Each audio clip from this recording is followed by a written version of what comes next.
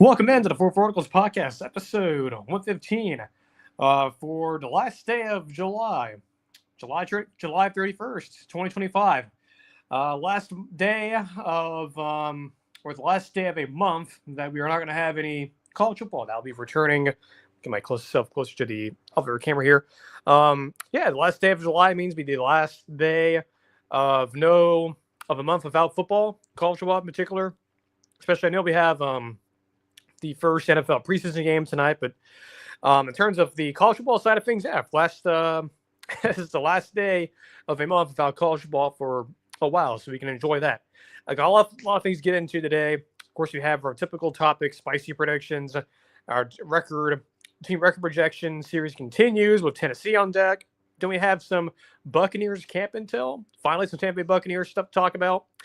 Got stuff on that. And if you're new here, we do this show twice a week, Tuesdays and Thursdays on YouTube Live. We go to Spotify, and we talk about mostly college football, some Tampa Bay Buccaneers stuff, usually towards the end of the show, Marvel and Star Wars news. So a lot of different things in this show that we usually do.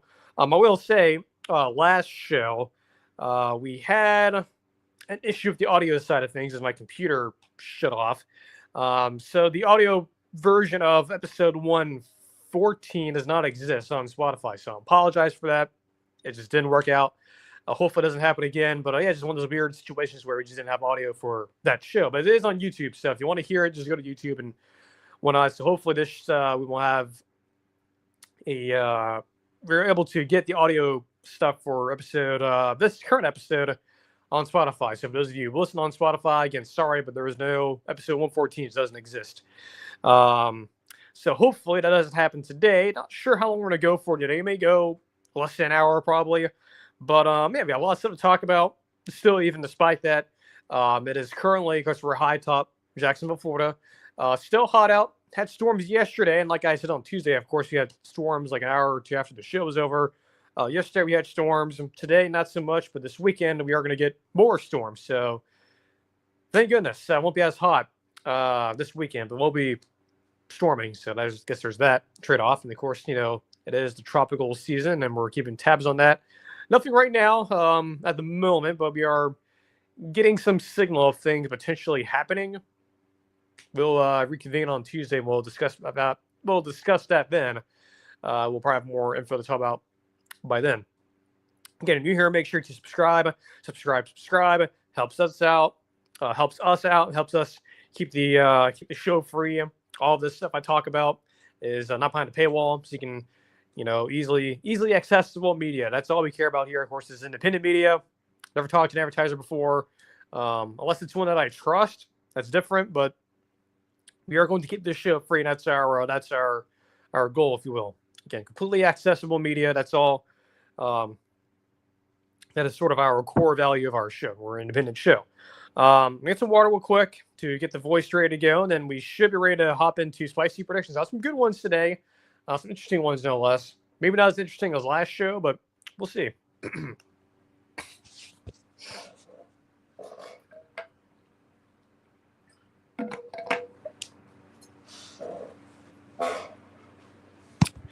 All right, now let me see here. Go to my notes here. Spicy predictions. Again, if you're new here, how we do this is we have our own rating scale, sort of like bowl predictions, but not the same. So we have going from the least. I guess if I want to use bold as another adjective here, going from the least. The more likely it could happen, the least likely it could happen. So we have mild, warm, hot, spicy is unlikely. Mild could happen in between. So you have like hot is slightly more unlikely, and then warm is maybe. And this first one is a mild. That is Texas and Ohio State lead the country in total offense in all of FBS college football. This could happen. Both of these teams I expect are going to be very good offensively. Texas, of course, is Arch Manning. And yes, you're having to replace some pieces on offense, but as long as Sark is there, as long as that core coaching staff is there, I feel somewhat confident they should be in the upper echelon of teams in total offense. Ohio State, same thing, ditto. I mean, yes, new quarterback as well, but I think Julian Sand, more upside than Will Howard, is a lot more potential. Former 5-star recruit. Well, was a 5-star recruit, not former. I mean, he's still playing football, as far as I know. But yeah, a 5-star kid. Of course, Sands not a pure runner. He can move around. He's not a statue, but like I'm not expecting him to be like a 1,000-yard rusher. No. Do I expect him to be somewhat part of the run game? Him running around a little bit, sure, but of course you have Jeremiah Smith and other receivers that have been up and down a little bit for Ohio State, but yeah, they should be fine. Both of these teams should, I believe, be in the lead for total offense in the country. So I think that's a mild. That could definitely happen. This next one, though, this one's tough to see. Mississippi State makes it to a bowl game. Unlikely, not going to happen. They be Mississippi State, like them, Stanford. I think like Wake Forest is probably in that discussion as well. Like them and I'm sure there's other schools that fit in this description, but they're one of the worst power, I guess, of the major conferences teams. They're just not. They're not really there. Talent level is not there. I know the thing that Mississippi State gets knocked down a lot, and it's something to do with Jeff Lebby. I mean, he's a decent offensive coach.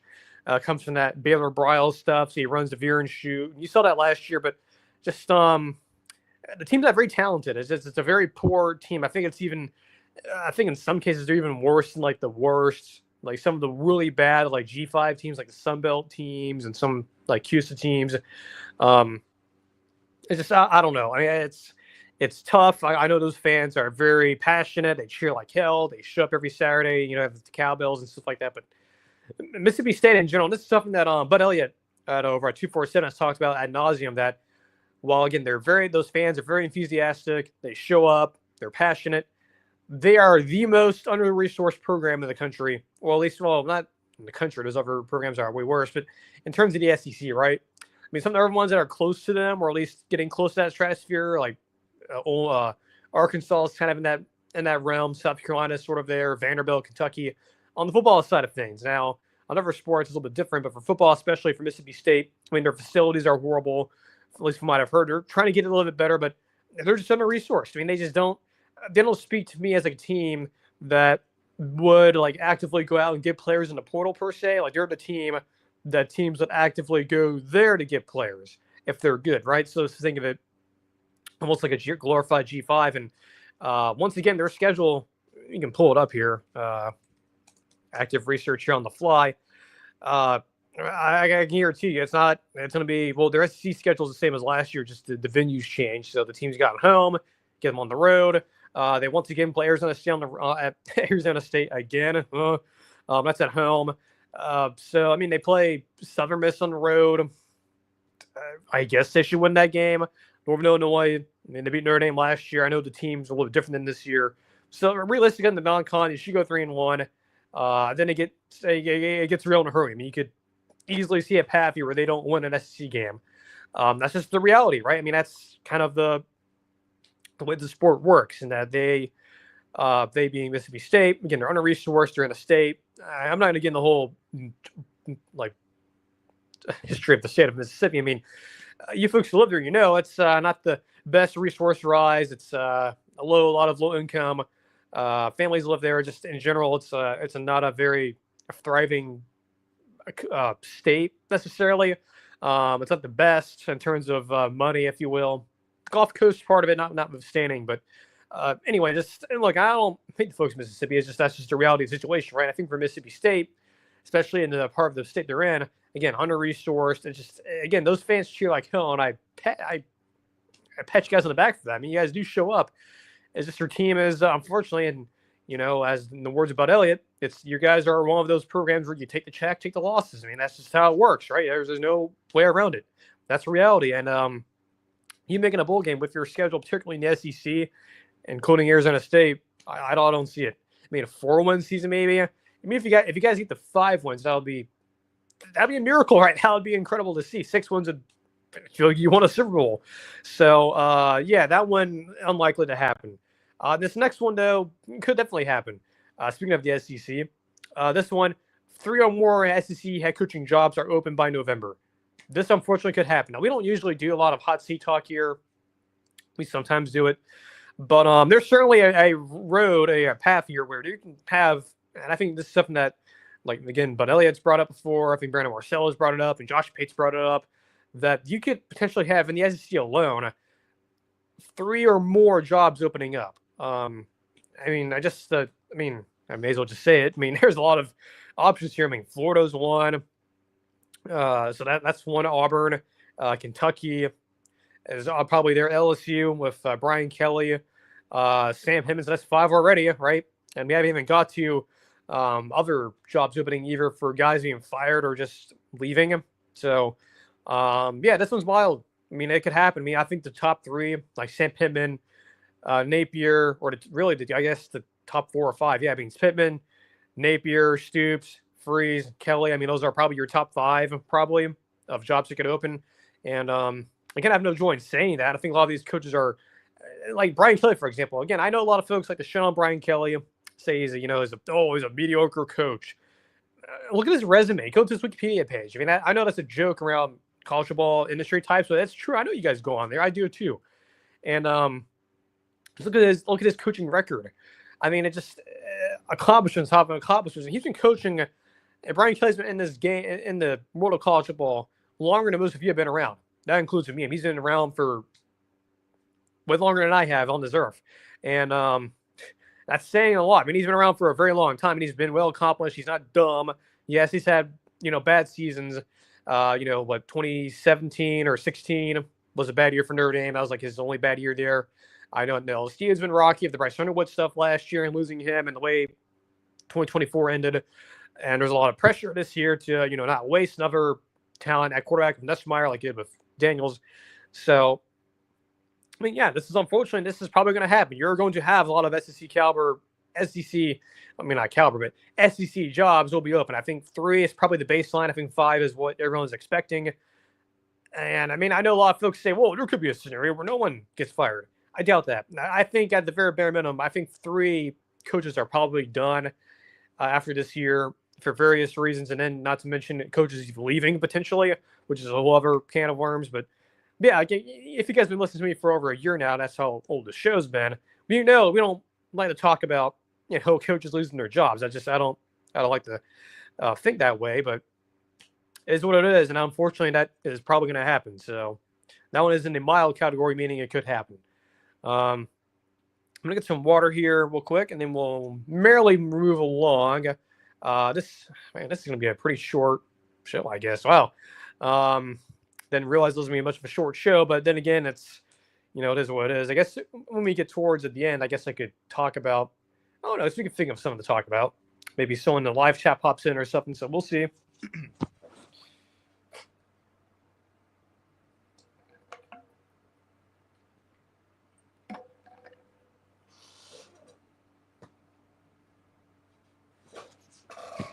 Again, if you guys are new here, again, we keep on saying this a lot, but if you are new here, again, welcome into the show. We do this show, again, twice a week, Tuesdays, Thursdays, around this time in the afternoon, live on YouTube, and then Spotify, usually barring any technical issues. We usually get the episodes out around then. So, again, apologies. There's no episode 114 on Spotify. That is on YouTube only, I guess. It's a YouTube exclusive. But, yeah, I mean, we do this show. Again, it's all for free. All this information for you is for free. And I think it's going to stay that way. Again, we're independent media. We have not spoken to an advertiser. Again, unless it's someone that we trust, that's different. But if it's some random advertiser, if it's one that I don't really care about, they won't be on the show. But if it's one I do care about, I think some of you follow me on Twitter, you know what I'm referring to.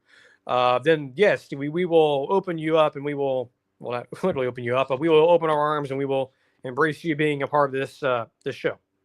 Speaking of the SEC, we did Bama yesterday on the team record projections. Now we're doing Tennessee now. Of course, this is a segment we've been doing for quite a while now, over several months, to say the least. And it's been a lot of fun doing this.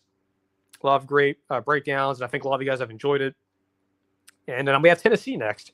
The Bama one, be interesting to see what the feedback is on that one, but we'll see. But yeah, Tennessee. We haven't talked about Tennessee in a while. Probably since the last thing you probably heard about Tennessee was probably the Nico story. Of course, he's gone now. They bring in Aguilar, who was at App State and UCLA for like a few weeks, and then he's at Tennessee now. So and he's only there for 1 year. Like after this year, he literally cannot play college football anymore. He's out of eligibility.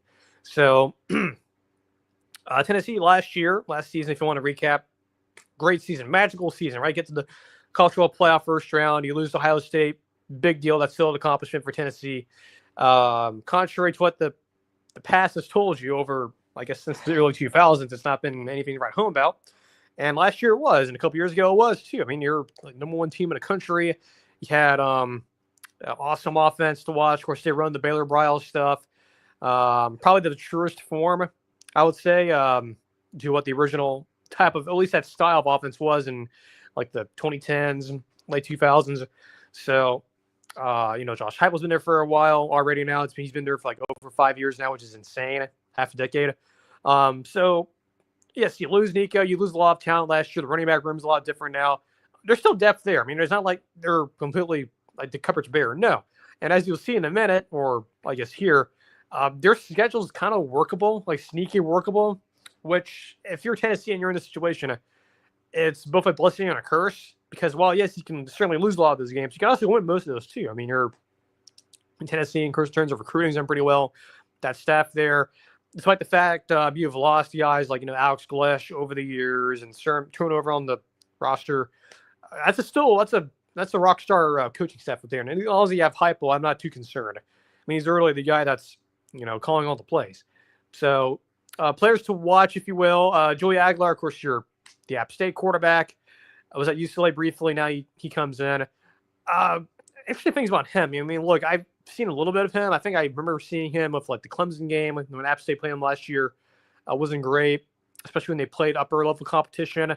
I believe he is definitely turnover prone. So that's, but knowing Josh Heupel and them up there in Knoxville, at least from what I've heard, what I know from them over the years and whatnot, even with talent like this, I'm sure this is probably the worst type of quarterback you could probably, or the worst type of quarterback they've had there in terms of talent.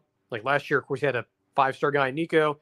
The year before that, you had Joe Milton, who, yes, he had a great arm, but didn't always guarantee the ball was going to go to the right spot. But his arm was fantastic. Then, you, of course, have Hendon Hooker in there as well. Turned out to be a huge gift for them. Still boggles the mind, and you know how rarely I use that word, that Virginia Tech just to point to what happened there. So you have Aguilar in. Is he the best quarterback option on your team? Yes. I know there's a lot of younger guys there, like the Merklinger kid. They're good, but they're not, I don't know, they're okay. And they're not terrible. They're not good either. They're kind of in the middle, okay, if you will. They're fine, but I think Aguilar, with the experience thing, him being certainly, I think, better upside than those guys. Now, granted, he is a proven commodity, which means there's only so much you can do to improve him. So, I don't know. In terms of keeping things stable, I think he's your best option there, I think. But who knows? You could, look, by the time November comes, who knows? Maybe it is that Merklinger kid or whomever takes over, and they look awesome. So, who knows? On defense, edge rusher Joshua Josephs. Hey, nice name. Going to be your best player on defense, probably. Boo Carter, same thing at your safety position. Really good players. Back on offense, a couple guys. These are guys just to watch, I guess. Mike Matthews, receiver.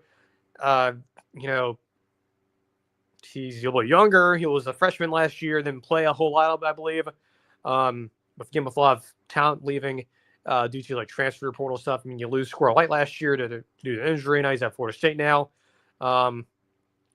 You need some guys to step up there. Tackle, he's a freshman. It's David Sanders Jr., not Sanders. David Sanders Jr., 5-star guy, has a lot of potential. He's definitely a little bit younger. We'll see. And of course, whenever you get these 5-star guys coming in, especially at certain positions like O-tackle, you always wonder, like, are they going to be really good? Will they pan out? Will they struggle in their first year? Which they might. I mean, there's certainly a chance they will.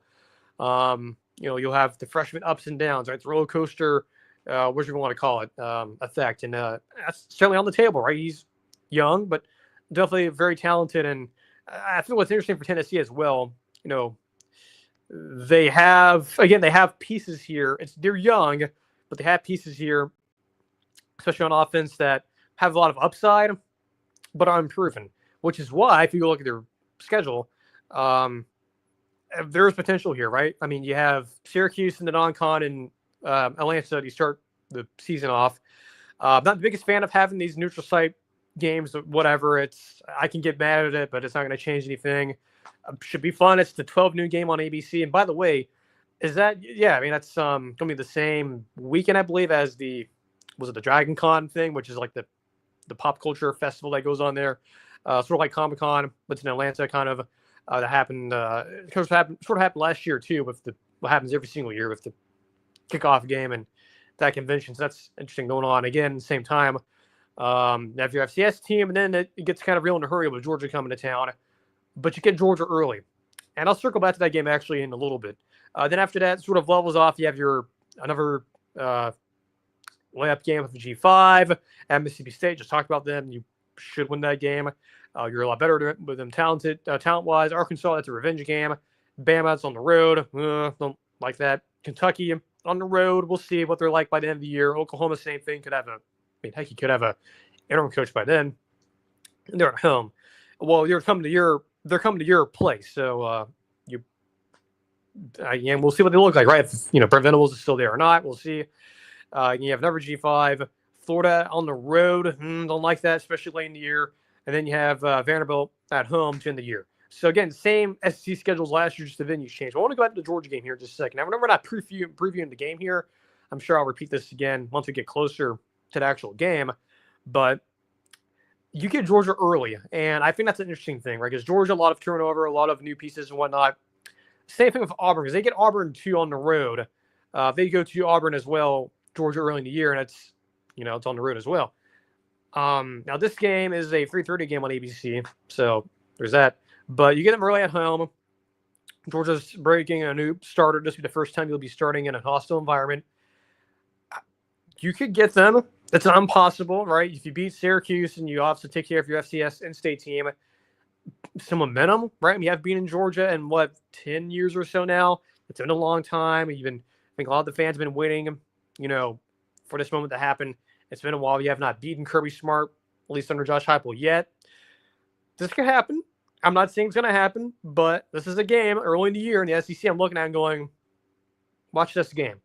Don't sleep on it. This could be an interesting, not only litmus test for Georgia, but also for Tennessee, just to see, can you sneak up on them? Because again, Georgia, their non-con is not necessarily that hard. It's like we have a layup, and this is their toughest game early in the first 3 weeks. So we'll see. This game to me is very interesting. It's a sneaky game. I don't think a lot of folks talk about this game at all, as much as I think they should be. They're talking about the Auburn game early in the year, but not talking about this game as much. So hey. Again, the Bama game, that concerns me. Florida on the road, that also concerns me. Oklahoma, again, there could be an interim by then. We'll see. The other ones, I mean, it's like Kentucky, another G5 in there, thrown in there along with Vanderbilt. Not too concerned as much. So doing all of that, breaking this all down. Again, the coaching staff I like. The roster, it's young, a lot of unproven talent, especially on offense. It's not a good. It's necessarily a good thing, but it's also not necessarily a bad thing, right? If they're in the whole glass half full, glass half empty type thing, we could be talking about another decent year. FanDuel, by the way, not a sponsor of the show, they have their number at 8.5 over under, right? Which makes sense, right? I think on that schedule, you look at it and you go, okay, outside of 3 or 4 games, all right, it makes sense. 8 wins, probably really bit 8 wins or more. So the best case scenario for Tennessee, at least in my opinion, I think is 9-3. That sounds crazy, but again, I don't think it's really that crazy. Now, then again, you can go to me and say, well, they could lose to Syracuse, right? They could, right? That's a neutral site game, and I would imagine it'll be more competitive, I think, than last year's game in Atlanta. Talking about Georgia and Clemson, even I thought Clemson showed themselves well defensively, at least represent themselves defensively well, in the first half, but whatever. But actually got someone was at the door to my apartment, so I think I'm going to pause this one, mute this. I'm going to go check. Be right back.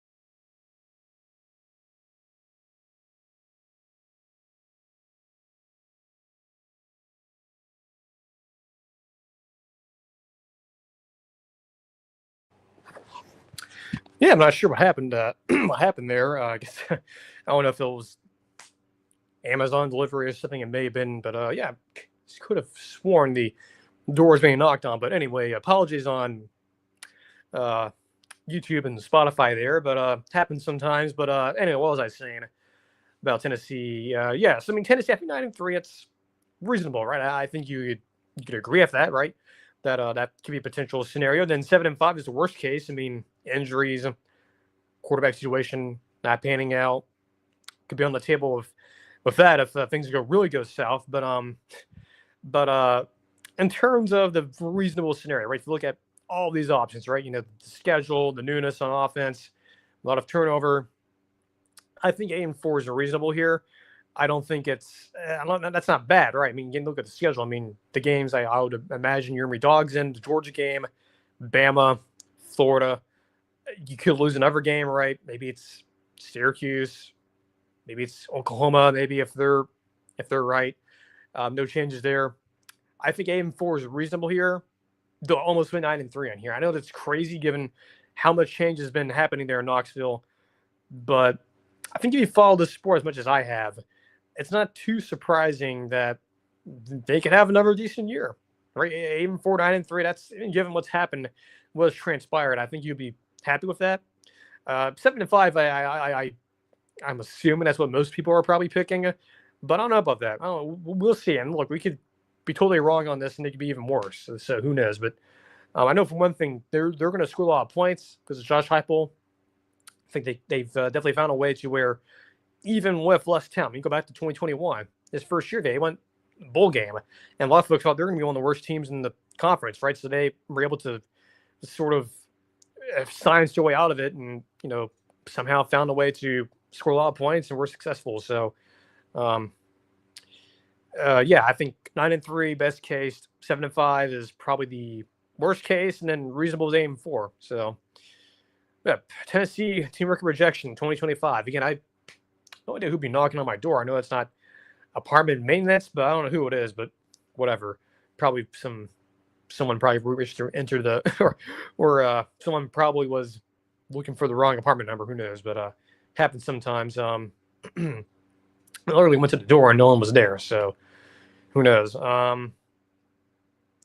Let's see here. Tampa Camp Intel is actually last on here. So give me getting out here a little bit earlier than anticipated, but I guess it's okay. So Tampa Bay Buccaneers, we usually talk about them towards the end of the show. We haven't talked about them in a while. I mean, I think since the last time was the draft, I believe. Yeah, so it's been a long time. Of course, with the training camp starting, with the season coming up, preseason game starts tonight with the Hall of Fame game, and the Bucs are involved with that. But they've been doing this for about a week now, well over a week now, and some things to talk about here because we haven't talked about them as much. Just some highlights here, things that I've sort of observed here a little bit. I guess we can start defense. They have probably been the standout early on in fall camp. Anton Winfield, who I think is the best safety in all football, both college and NFL, obviously. And that's not me being biased either. I think he's just really good. Now, other parts of the defense, the secondary, a little bit. I don't hate. Like McCollum and Bryce Hall, whatever. They're fine. I don't know. They're okay. I guess they're not the best safety room or the best I don't know, like the best backfield for any defense in the NFL, but we'll see. But Whitfield is good. I think he's definitely up there as best safeties in the NFL. So they've been really good. And of course the Top Bulls, they love to blitz a lot of high energy stuff. High energy on defense. Of course, his defensive line coach, you'd imagine defense should be good. And it was okay last year. I think the pass defense was more not disappointing and was just kind of what it was. Offense has been sluggish, and that makes sense, right? And you're going against a really good defense in several facets right there. I think the D line for Tampa's been really good again. With Vita Vea, if he can stay, if all of them can stay healthy. Linebacker core, same, that he should be okay. Offense, of course, if you've forgotten, Liam Cohen is not there anymore. He's actually here in Jacksonville. So he's there. Josh Gizzard is there now as the OC. Good enough, I guess. Keeping it in-house. Makes sense. Baker has played better, I guess. He's, obviously he's going to be the one that everyone's focused on, right? He's the centerpiece of the offense. I think Kate Otten's had uh, some good performances. Mike Evans has done pretty well. McMillan actually threw a pass, I believe, from what's been out there. Some of the rookies, I guess, if you want to go there. Of course, we have Deion's son Shiloh, not necessarily someone that he may still be on. He may still be on the team. I think he probably will, but there's definitely a chance that he may not be. We'll see. Ben Morrison, he should be pretty good. I think he may stay on the roster, probably. I would say. Well, yeah, he probably will be. I think he's the really good guy from Notre Dame who I think got injured last year and could have been actually a higher draft pick. So he should be around by the time like roster cuts come around. So I don't think he's going anywhere. The Sanders, though, we'll see on that. I was not impressed with him, both at South Carolina when he was there years ago, and then at Colorado. I don't think he's really that good. I think the best player on that team was definitely Travis Hunter by a long shot. I think the draft sort of told you that. But yeah, Ben Morrison should be pretty good. I think he could be a good help there with a secondary that's been kind of, we'll see in some ways. Emeka Ibuka, the first round pick, someone who back in May and or April when the draft was going on, I thought this was an amazing pick. I was so happy that you did this. I thought this was a good idea to start building your future at the receiver position because it's a veteran laden where you have Mike who's been there for over 10 years. Yeah, Chris Godwin's been there for like 6 or 7 years now, so he's been around for a while. Older players, Chris has been hurt a lot recently in the past couple years, missing time. So it's good that that you were getting a younger receiver in there, and someone like Emeka Ibuka comes from a program at Ohio State with Brian Hartline, a receivers coach who everyone in the college industry respects a lot. I feel good about that, and I think he's going to be a major part. Of course, you have McMillan, who's still there from last year, who I think will contribute a lot as well. So good to see Emeka contributing. I think he's doing okay. Injuries, though, this is something that's been a bit of a concern. Of course, with Chris, he's not been playing a whole lot. Shocker, he's still recovering. Though I think Bowles has been saying he should be ready by week 1 on the road in Atlanta. So fingers crossed. Tristan Wirfs, though, of course, we touched on this a couple weeks ago, actually. That's the last time we actually talked about the Buccaneers, but that was very briefly. Yeah, this one, no changes here. He should be ready to go by towards like week 4 or 5, I think. So, and really, to a certain extent, it's not the worst thing in the world. Look, if he get, if as long as it's not a season-ending injury, that's okay, right? I think you should be at least thankful for that. I think, again, having a mobile quarterback like Baker who can run around, certainly this helps, right? If it was a statue quarterback, I'll be really concerned. But mobile quarterback, I think the run game is where this kind of makes me worry. But, Rashard White and Bucky Irving, that 1-2 punch, and I guess Sean Tucker as well. I'm not too concerned about that, right? That's not, end all be all. But, Tristan, he's been a stalwart for Tampa for the last 5 years. So sucks days out. Hopefully he will be ready to go within the first few weeks, hopefully. David Walker, this is something that happened recently, actually, just back on Saturday. He's out for the season. He is someone that they were really hoping would play well. He's on the draft picks, I believe, if I recall correctly. I think he was like later in the draft. Let me see. I believe so. Yeah, he's one of the he's the kid from Central Arkansas, the FCS guy. Yeah, so he was something that I think a lot of folks around the franchise wanted him to sort of, hopefully be a contributor. He's not going to, so unfortunately, won't be seeing him playing until next year, I guess. So I have to wait a whole year. That sucks. And then you have Kate Otten, some minor stuff with him. It's not been too bad.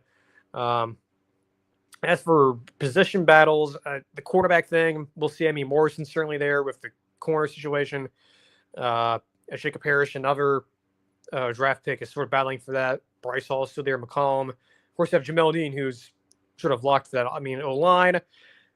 We'll see. They signed Michael Jordan, the football player, and then Tyler McCallan, I believe.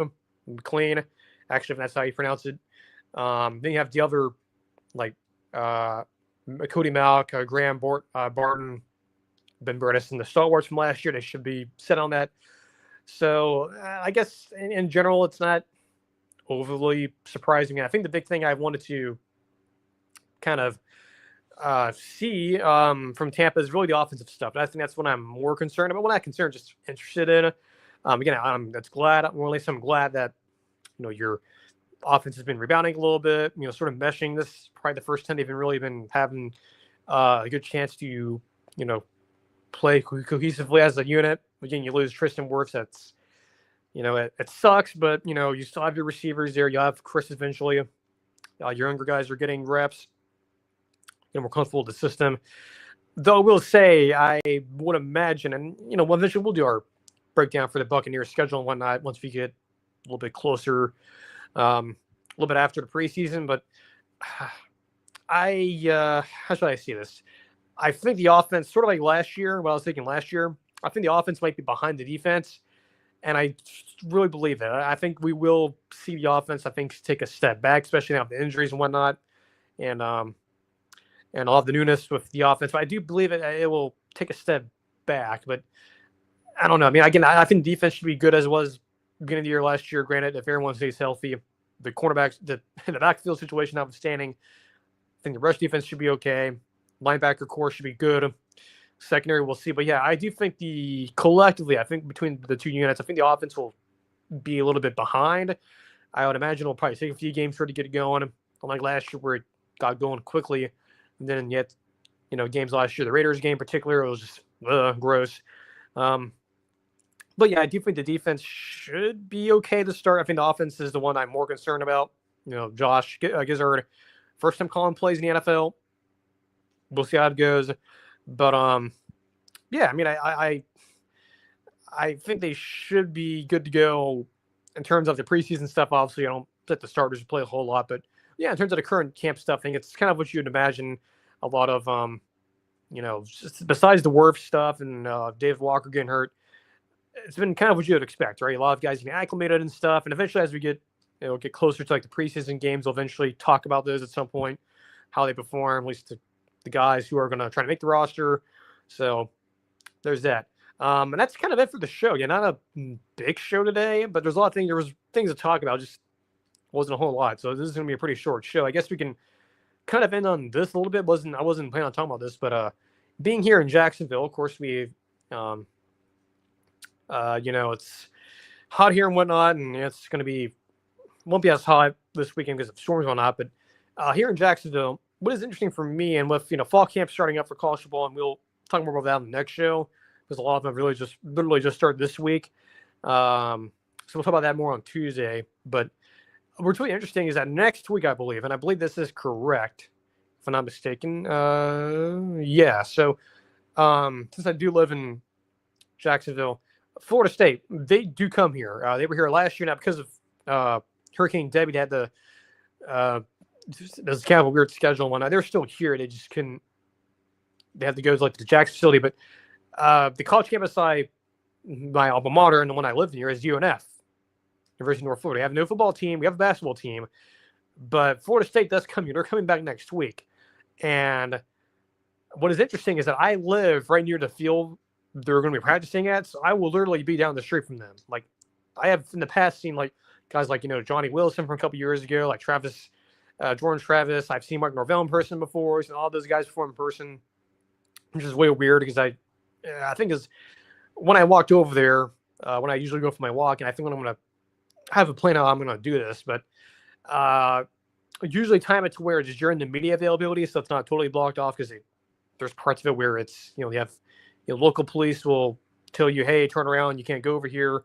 So I'll try to go over there and sneak around, see what's going on and whatnot. And I did it last year, and I did it only one time last year, but the year before, the 2023 team of Jordan Travis and all of them, I was there, and I actually got to see a lot of the players and didn't talk to anyone. Of course, I was just exercise and whatnot. I don't think anyone was like actively trying to get me or whatever, or at least telling me to leave.